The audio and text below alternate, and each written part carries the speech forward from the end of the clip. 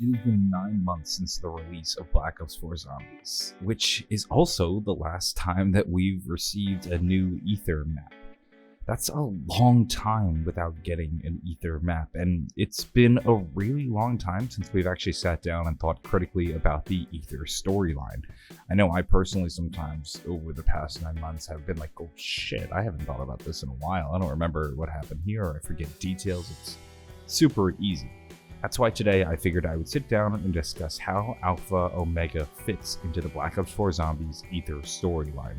Before I begin though, I just want to make a quick announcement. I'm doing a limited run on my Zombie Kill t-shirt in celebration of the return of the Aether storyline. If you want to pick one up, a link is in the description. You can get them while you can. They're only going to be available for a limited time. This is a limited run, and then I probably won't release them again for a while. So if you want one, be sure to pick one up now. Anyway, let's jump into the video. So here we are now. It's 9 months later. Alpha and Omega is here, and somehow Ultimus and Primus have reached Nuketown. But wait a minute, the last time we had touched the Aether storyline, Primus was in Alcatraz, and Ultimus was in Classified. How the hell did we get here? Well, let's first start with Alcatraz, because this was the first map in chronological order. Let's look back on the ending to Blood of the Dead. Richtofen's blood was able to power the machine, which allowed our crew to escape Alcatraz. In escaping Alcatraz, they had officially broken the cycle, which both Ultimus and Primus had found themselves trapped in for years. And by breaking the cycle, they're now starting to change history and change the future. This is reflected in the changing Chronorium. This is actually seen in the intro cinematic. We see the device that Richtofen dies in, and then some of the pages in the Chronorium start to change, and we also see some of the images change. Timelines are altering and the future is changing. So with the cycle broken, our crew can escape Alcatraz, and you see them teleport off to their next destination, which ends up being Area 51, or shall I say Classified. So remember I said the Chronorium is starting to change, which means that timelines are starting to change and things aren't as we remember them, and this is exactly what happens in Classified. Timelines had been altered, and now we're entering a timeline where Ultimus is teleported to Classified instead of the moon. And what we discover in Classified is that there's another set of Ultimus trapped in a cell in Area 51. This Ultimus crew is actually the Ultimus crew from the original moon. They had somehow teleported to Broken Arrow and were tested on a punch and were left in these cells.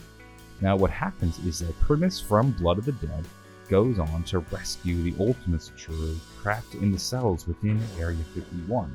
They tell them it's time to fight the Great War, and the cutscene ends.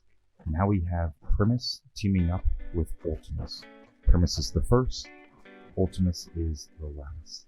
The Alpha and the Omega are finally joining sides. It's actually where the map name comes from.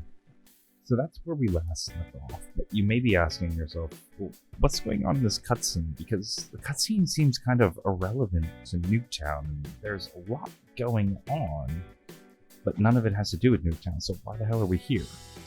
Well, the cutscene begins with Nikolai quoting a poem from Alexander Pope's essay on criticism. The line begins, "A little learning is a dangerous thing. Drink deep, or taste not the Parian spring." The meaning of this quote is that it's dangerous to only learn a little, to keep a shallow depth of knowledge. In doing so, you will fail to see the bigger picture in the grand scheme of things. You must drink deep from the pool of knowledge in order to understand all and protect yourself from the dangers of ignorance. In fact, this is perhaps something that Richtofen found himself in. You know, Richtofen had read through the Chronorium, and he had tried to escape death, and in doing so, led our characters down a path where they were trapped in a cycle for years. Nikolai seeks to avoid this by continuing to read and continuing to understand what must be done. This is something that sometimes Richtofen refused to allow to happen, but Nikolai will continue to drink and burden himself with this knowledge. And Nikolai explains this. He said he had drank so deeply that every fiber aches. Now, when I had first heard that line, I thought he was referring to his alcoholism, but obviously he's not actually referring to that. He's referring to the burden of knowledge that he bears from reading the Chronorium. You'll remember at the end of Blood of the Dead, he was given the Chronorium by Richtofen and told to read it and understand his purpose in the grand scheme of things. In doing so, he became the leader of the group. Something must be done by him. We don't know what that is yet, but we can make some assumptions. One of the things we know is that Nikolai is one of the last characters with a soul still. The timeline starts to diverge right after Zetsubo, but right before Garad Krovi. And this is when they make a brief pit stop onto Nuketown to collect the blood vials, and they go to GK, but they never go to GK. They never collect the blood vials. Everything within Blood of the Dead ends up happening, and Nikolai is still left with his soul. For this reason, this is most likely why he was chosen to be the leader of the group. He must do something, and part of that has to do with his soul, perhaps enter his soul into the pyramid, and then be the one burdened with controlling the ether, perhaps something like that. We're gonna have to wait and see. Either way, he's read through the Chronorium. He understands what must be done. It's an incredible toll on him, and now not only must he bear the knowledge of what's within the Chronorium, but he must also be the leader of the group. Now, as he's talking about all of this and reflecting on this, we see a lot of interesting imagery in the cutscene. The first thing we notice is Samantha going beast mode against an Apothicon. I'll be honest, I don't really know what the hell's going on in this scene, where it comes from, and how it fits in the timeline. Perhaps this is just something that Samantha experiences in the ether. Maybe constantly throughout the ether she's being attacked by Apothicons and has to ward them off. Maybe something like that is going on. We also see a lot of destruction and suffering caused by the adventures of our crew. This is something that Nikolai is reflecting on.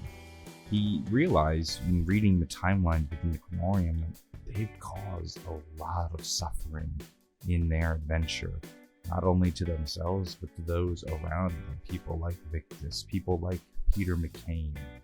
And with all this destruction, it takes a heavy toll on Nikolai. The final bit of imagery we see are shots of the Great War. This is our first ever real look at the Great War. Monty and his army of keepers versus the Shadow Man and his army of Apothicons. We're not sure if this is the original Great War or perhaps the looming Great War. We'll have to wait and see. But many have pointed out that the background looks much like a desert and is perhaps where Nuketown is also set. Maybe Alpha and Omega takes place just before this battle. Beyond the intro, though, it doesn't really give us much to set up Nuketown. Actually, I remember when I first saw this cutscene, I was like, maybe this isn't the intro cinematic because it just doesn't really fit as an intro, but it is our intro nonetheless, and while it doesn't exactly establish how our characters get to the map, what it does do is establish Nikolai as the group and set up that he is the one with the ability to set things right. With the intro out of the way, there are just a few more lingering questions.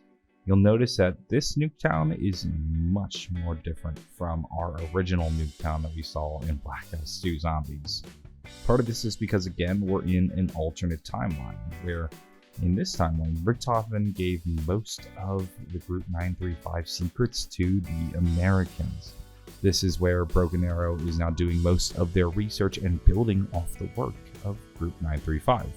This facility is actually known as Camp Edward.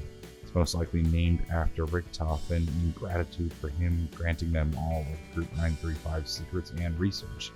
A lot of work that went on here was in the 60s though. So this map is actually set 60 years later, so we're most likely playing this map around the year 2025, the same time as the original Nuketown Zombies. So we're seeing this realm in two different realities. We have the Nuketown Zombies version, and then we have this kind of branched timeline version. I guess you can call it the Alpha and Omega version. One of the projects that they're working on here at Camp Edward is their own pyramid device. In fact, if you listen to some of the radios on the map, you'll learn that Broken Arrow is trying to find a way to power the pyramid device. The person leading this project is Cornelius Purnell, the founder of Broken Arrow, who we learn a lot about in the classified radios. Inside the pyramid is what's known as the Elemental Shard. We don't know much about this shard, but we think we've seen it in previous comics, and we'll probably learn more about its importance as we explore the Easter egg. We do know that Richtofen was seen in the Blood of the Dead music video collecting a shard from lava. Maybe this is another elemental shard, perhaps there's 4 elemental shards. We'll have to wait and see. Maybe they'll use them in the Great War, or they're going to try to build the original staves, maybe something like that. We can assume, though, that this shard will probably be the Easter egg because it's established pretty much at the beginning of the map, and also as we begin to work our way through the Easter egg and activate the computer, that we're here at Nuketown to collect the shards, or just one shard, and then we will use this shard in the Great War. So how does Alpha and Omega fit into the zombie storyline? Well, the basic timeline is like this. Our characters travel to Mob of the Dead. There, though, they realize that the timeline has been altered, and in this timeline, they're trapped in Mob of the Dead. They're able to escape, and in doing so, break the cycle.